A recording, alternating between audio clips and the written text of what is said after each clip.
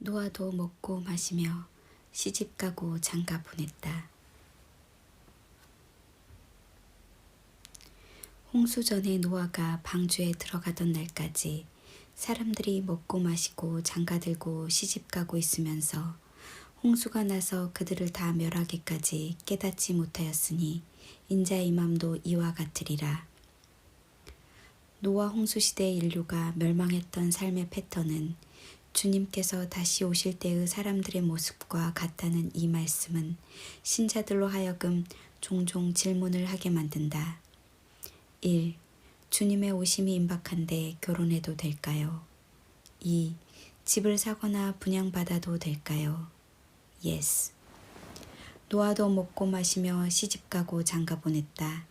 노아는 굶지 않았으니 먹고 마셨을 것이고 그의 세 아들을 장가 보냈으니 노아도 이런 일상을 살았다.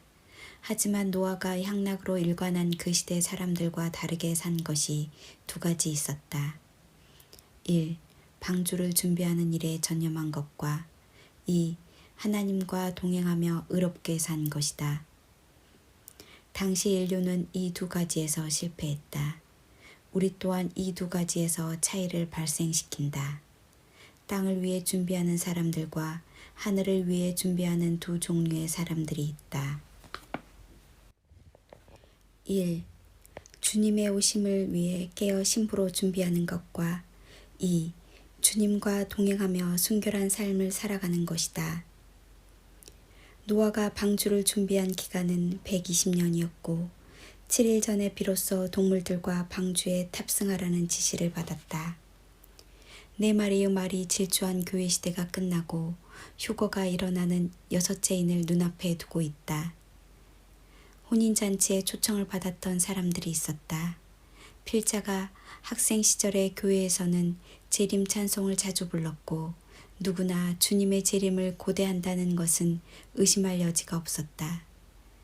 그러나 현대 교회에서는 재림의 찬송을 부르지 않으며 누구나 주님의 재림을 기다리지 않는다. 처음에 초청받았던 자들이 각종 핑계를 대며 초청을 거절하였다. 천국은 마치 자기 아들을 위하여 혼인잔치를 베푼 어떤 임금과 같으니 그 종들을 보내어 그 청한 사람들을 혼인잔치에 오라 하였더니 오기를 싫어하거늘 그들이 다 일치하게 거절하며 자기 밭으로 자기 사업하러 장가들어서 가지 못하겠노라.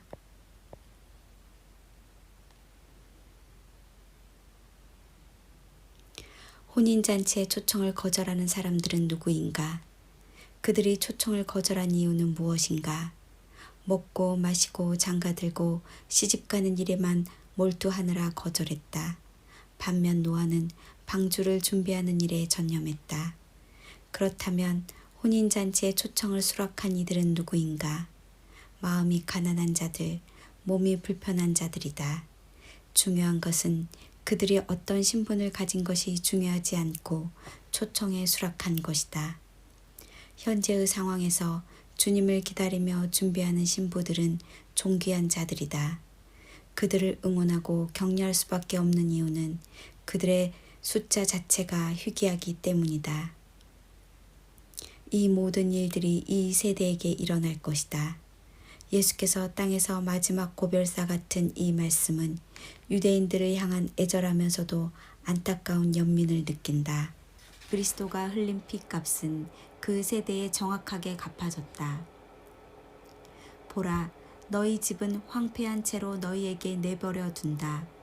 왜냐하면 내가 너희에게 말하는데 너희가 이제부터 주님의 이름으로 오시는 그분은 복되도다 하고 말할 때까지 나를 보지 못할 것이기 때문이다. 주님의 이름으로 오시는 그분은 복되도다.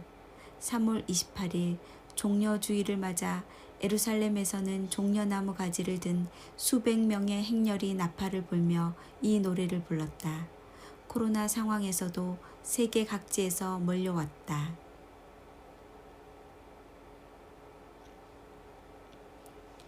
주님께서 다시 오실 때 신부들이 이 노래를 부를 것이다. 이제부터 너희가 나를 보지 못할 것이다. 주님께서 부활하신 후 하늘에 올라가셨고 다시 오시기까지 볼 수 없는 기간을 말한다. 예루살렘의 황폐가 끝났고 주님을 다시 볼 수 없는 기간도 끝날 것이다. 이스라엘은 세계 최초로 코로나 바이러스를 이겨냈다며 마스크를 벗어버리고 거리로 시민들이 쏟아져 나온 나라가 있다. 코로나 이전으로 돌아왔다며 축배를 들었다. 백신으로 상황을 반전시켰다며 환호하는 시민들을 보고 세계 각국은 백신 접종에 속도를 낼 것이다. 짐승도 성경에 기록된 666 식별하는 것을 알고 있다.